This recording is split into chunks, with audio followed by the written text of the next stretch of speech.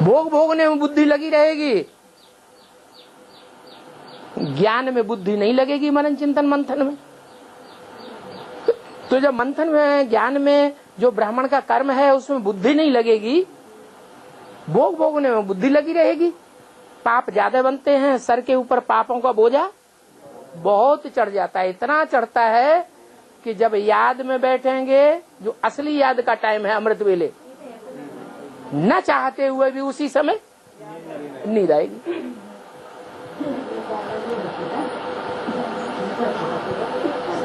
और ज्ञान में तो बाबा कहते हैं, ज्ञान में आने के बाद अगर पाप कर्म करते हैं जानते हुए भी, तो कितना गुना वजन चढ़ता है? 100 गुना वजन चढ़ता है।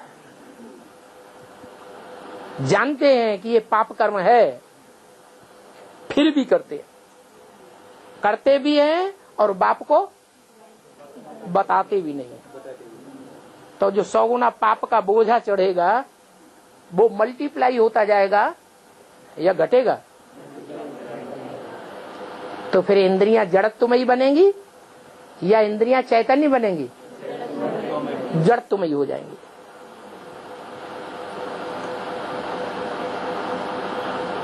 नींद आती है, उसके लिए तरीका बता दिया बाबा ने।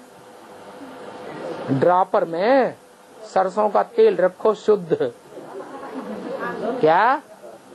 और अमृत वेले जब यह नींद आती है तो आधा बूंद लो उंगली में और एक आंख में लगा लो। आधा पौना घंटा आंख पटपटाती रहेगी, नींद आएगी? नींद नहीं आएगी। आधा घंटे के बाद जब आंख ठंडी पड़ जाए फिर नींद आएगी, फिर दूसरी आंख में लगा लो। तब तक ये आंख ठंडी हो गई। अंधे तो नहीं बनेंगे। बाबा ने कहा बंद आंख से पुरुषार्थ, तो एक आंख खुली रहो। एक आंख खुली रहेगी तो भी तो देखने में तो आएगा, नींद तो नहीं आएगी। तो ऐसे ही तब तक करते रहो जब तक अमृत वेला पूरा न हो जाए।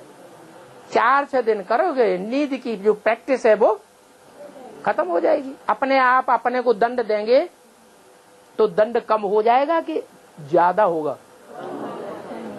जो अपने आप अपने को दंड देता है उसका दंड धर्मराज के सामने भी कम हो जाता है।